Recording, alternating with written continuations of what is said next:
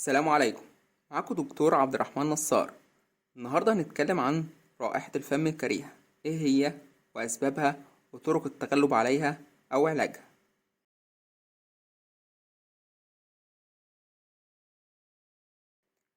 رائحة الفم الكريهة من المشاكل اللي بيعاني منها معظم الناس وبتسبب احراج كبير جدا للشخص. طيب، الاول، هل انت عندك رائحة فم كريهة؟ في بعض الطرق المستخدمة زي ان انت تنفخ في ايدك وتشم. طبعا الطريقة دي غير فعالة، ودي معظم الناس بتعملها، وللأسف زي ما قلت غير فعالة. طيب، ايه افضل الطرق عشان نعرف ان احنا عندنا رائحة فم كريهة؟ اول طريقة ان انت تجيب كيس فاضي وتنفخ فيه من الفم، وبعدين تشم الهواء اللي داخل الكيس. لو لقيت رائحة كريهة هيبقى غالبا عندك رائحة فم كريهة. طيب، في طريقة تانية زي ان انت تكلم واحد صاحبك وتتكلم امامه وتقوله لو هو شامم رائحة فم كريهة، ودي طريقة اكثر فعالية. احب بس انوه ان انا بتكلم عن رائحة الفم الكريهة المزمنة اللي دايما موجودة عندك، غير اللي بتكون مؤقتة زي ان انت تكون لسه صاحي من النوم. دي حاجة طبيعية جدا لان اللعاب بيكون قليل، وساعتها البكتيريا بتنشط وتعمل رائحة الفم الكريهة، ودي بتختفي أول ما نغسل أسناننا بالفرشة والمعجون والمضمضة. تاني حاجة، أما بتكون صايم مثلا، دي حاجة برضو مؤقتة لأن برضو اللعاب بيكون قليل والبكتيريا بتنشط وتعمل رائحة الفم الكريهة، ودي بتختفي أول ما نفطر نغسل أسناننا بالفرشة والمعجون والمضمضة. تالت حاجة، مثلا لو انت أكلت طعام أو وجبة فيها بصل أو ثوم، دي رائحة الفم مكتسبة، بتكون مؤقتة وليست مزمنة بسبب الطعام، ومجرد ذهاب السبب هتروح لوحدها، ودي أسباب مؤقتة، ودي مش هنتكلم عليها في الفيديو. النهاردة هنتكلم عن الأسباب المزمنة اللي متلازمة معانا. طيب، إيه هي أسباب رائحة الفم الكريهة؟ هما بتنقسم إلى قسمين رئيسيين. أول قسم حاجات غير فموية، يعني ليس لها علاقة بالفم، مثلا جاية من الجهاز الهضمي أو الجهاز التنفسي. القسم الثاني حاجات ليها علاقة بالفم اللي هي انتر اورال، ودي هنتكلم الأول عن الأسباب اللي ليها علاقة بالفم لأن دي هي الأهم، ودي موضوعنا أكثر، ودي بتكون نسبتها أكبر مثلا في حدود 90%، والأسباب الغير فموية مثلا في حدود 10%. أول سبب معانا هو عدم غسيل الأسنان بالفرشة والمعجون بصورة مستمرة، وعدم استخدام المضمضة، لأن عدم استخدام الفرشة بينتج عنه تراكم بقايا الطعام بين الضروس، وتنشط البكتيريا في المكان ده، وتنتج رائحة الفم الكريهة وجير الأسنان. ده يؤدي بينا إلى ثاني سبب لرائحة الفم الكريهة، ألا وهو الجير. بس الأول نتغلب عليها إزاي؟ إن إحنا نغسل أسناننا بالفرشة والمعجون باستمرار، نستخدم المضمضة لمدة مثلا دقيقتين، ويفضل قبل النوم على طول عشان تستمر مدة أكبر مفعولها. تاني سبب معانا لرائحة الفم الكريهة ألا هو جير الأسنان، اللي بينتج من السبب الأول هو عدم غسيل الأسنان باستمرار. هو أشهر سبب وموجود عند معظم الناس، وللأسف جير الأسنان يعتبر من الأسباب المدمرة للثة. وجير الأسنان يعتبر هو البيت اللي بتعيش فيه بكتيريا الأسنان، بتكون حامية نفسها من اللعاب، لأن زي ما قلنا اللعاب مهم جدا في نظافة الفم، وما يكون قليل بينتج عنه نشاط البكتيريا. طيب، ازاي نتغلب عليه؟ إزالة الجير، فرشة الأسنان ما بتقدرش تشيله ولازم تروح عند دكتور الأسنان. ودايما لما عيان يجيلي العيادة يقول لي الشكوى دي، أنا يا دكتور بغسل سناني ولكن الجير ما بيروحش، ودايما سناني بتجيب دم.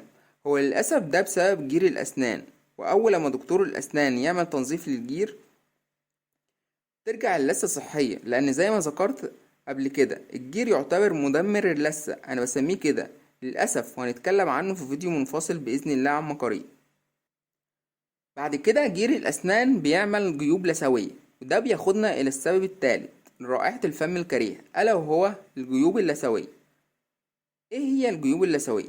دي بتتكون من بقايا الطعام بين الضروس لو انت ما غسلتش أسنانك، ودي زي أما في الصورة الأكل لما بيبدأ يتراكم بتبتدي المسافة تزيد بين اللثة وبين السنة أو الضرس، وللأسف يبدأ تراكم البكتيريا أكتر في الجزء ده، ويبدأ التهاب اللثة ورائحة الفم الكريهة.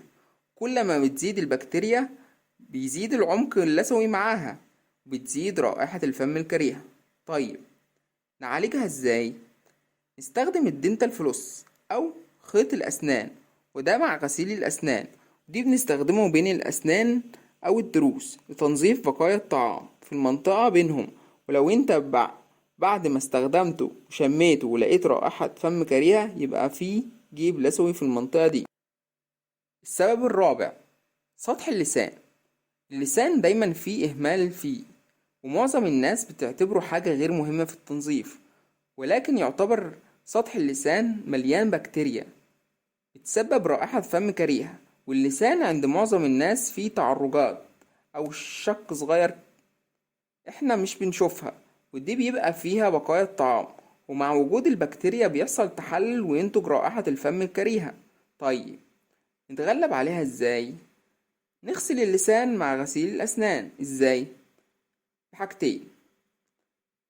أول حاجة ممكن بفرشة الأسنان.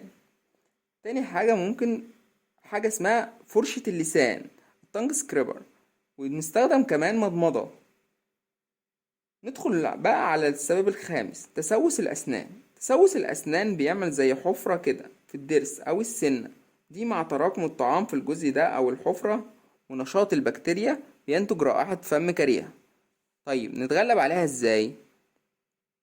ان احنا نروح لدكتور الأسنان لحشو الأسنان.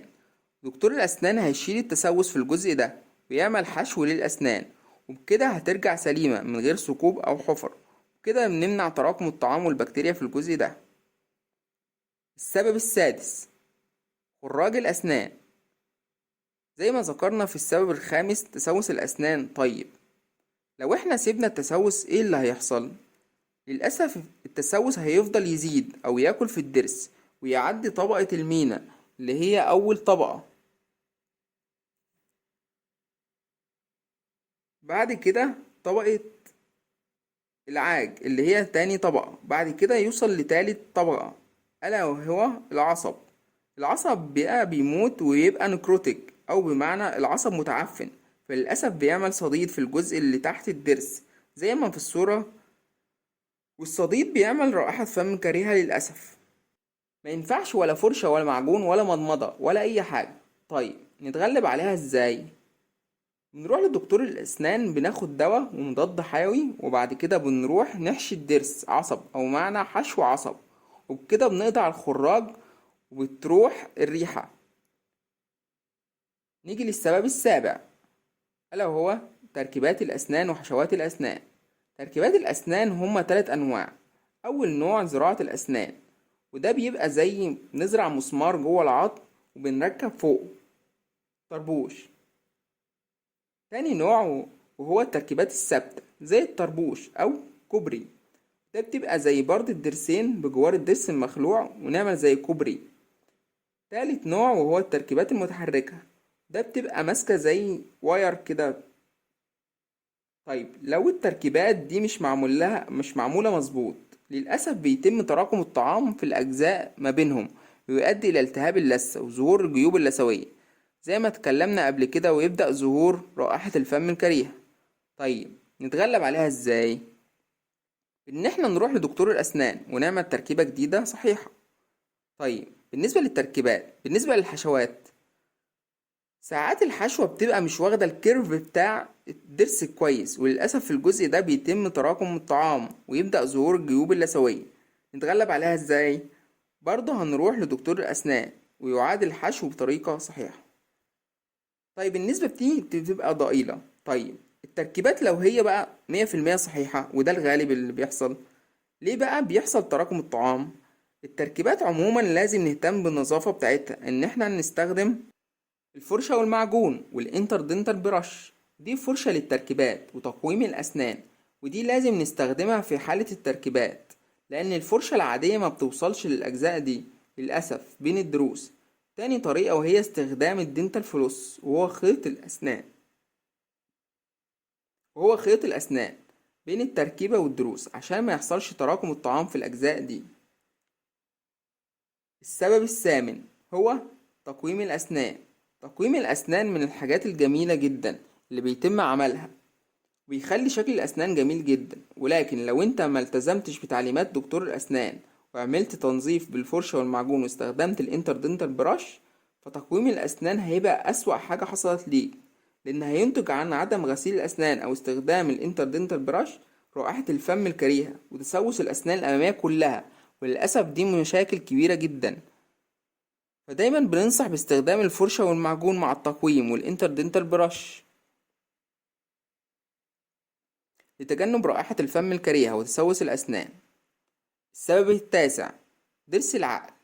بعض الناس اللي بيطلع ليها ضرس العقل بيكون مفيش مكان ليه، وبالتالي بيطلع بجنب، وبيبقى فيه جزء من اللثة مغطي ضرس العقل. الجزء ده بيبدأ يتراكم فيه بقايا الطعام والبكتيريا وتعمل التهاب للثة. الجزء اللي فوق ضرس العقل، وانا عملت فيديو لضرس العقل هتلاقي اللينك بتاعه في الديسكريبشن. طيب نتغلب عليها ازاي؟ هنستخدم فرشة ومعجون ومضمضة. لو الرائحة لسه موجودة هتروح لدكتور الأسنان يشيل الجزء ده، إما بالليزر أو الجراح، ودي حاجة بسيطة جدا. طيب لو الجزء ده رجع تاني هنشيل ضرس العقل. السبب العاشر، جفاف الفم. طبعا زي ما ذكرت قبل كده، اللعاب له دور مهم جدا للأسنان ومنع التسوس، زي إنه بيغسل الأسنان واللسان من البكتيريا في الفم وينتج أجسام مضادة للبكتيريا وبتحاربها. طيب اللعاب أقل وحصل جفاف للفم، طبعا البكتيريا هتنشط وبيزيد عددها، وطبعا بينتج رائحة فم كريهة. جفاف الفم ليه كذا سبب، يعني مثلا بعض الأدوية مثلا زي المسكنات بتعمل جفاف للفم، ومرض السكر لو مش مظبوط بيعمل جفاف للفم، والعيان اللي بيتنفس من الفم. طيب نتغلب عليها ازاي؟ ان احنا نشرب سوائل كتير. تاني حاجة، اللبان خالي من السكر، وده بيحفز الغدد اللعابية لإفراز اللعاب. السبب الحداشر، التدخين. طبعا كلنا عارفين ان التدخين لا يترك اي جزء في الجسم الا ويسبب ضرر له. التدخين بيسبب جفاف الفم وبيعمل التهاب لثة. طبعا زي ما قلنا، جفاف الفم بيزيد عدد البكتيريا وبالتالي بيزيد رائحة الفم كريهة. والتهاب اللثة برضه بيعمل جيوب لثوية وبينتج رائحة فم كريهة، وطبعا غير رائحة الطبخ الكريهة. طيب نتغلب عليها ازاي؟ طبعا ان احنا نترك التدخين. يعني لو انت استخدمت فرشة ومعجون ومضمضة وخيط اسنان ولم تتوقف عن التدخين، هتفضل زي ما انت، لان السبب موجود. ودي كانت الاسباب الفموية. نتكلم عن الاسباب الغير فموية، وهي التي تمثل بنسبة 10%، وهي مشاكل التهاب الجيوب الأنفية، والتهاب اللوز، والتهاب الرئوي، والتهاب المعدة. وزي الأمراض المزمنة زي مرض السكر مع رائحة الأسيتون، ومرض الفشل الكلوي مع رائحة الأمونيا أو النشادر، وأمراض الكبد رائحة الفم كريهة. طيب نتغلب عليها ازاي؟ ان احنا نعالج كل حاجة بتخصصها، زي دكتور أنف وأذن أو دكتور بطنة. نلخص الفيديو مع بعض كده بطريقة سريعة للتغلب على رائحة الفم الكريهة. نشيل السبب زي جير الأسنان وتسوس الأسنان وخراج الأسنان وهكذا. نستخدم فرشة ومعجون على الأقل مرة أو مرتين في اليوم، ونستخدم مضمضة وخيط الأسنان، ونستخدم فرشة اللسان، ونشرب سوائل كتير، ونستخدم اللبان بدون سكر لزيادة إفراز اللعاب، وناكل أكل صحي زي الفواكه والخضروات، ونبعد عن الأكل السكريات عشان نقلل نشاط البكتيريا في الفم ونقلل التسوس. كده وصلنا لنهاية الفيديو. شفاكم الله وعافاكم. لو عندك أي أسئلة سيب كومنت على الفيديو. نلقاكم في فيديو جديد إن شاء الله. لو عجبك الفيديو متنساش تعملنا لايك واشتراك بالقناة. سلام عليكم. ولو عايز تشوف الفيديوهات اللي احنا عملناها قبل كده زي فيديو العقل وقرح الفم هتلاقيهم عندك، فمتنساش تشوفهم.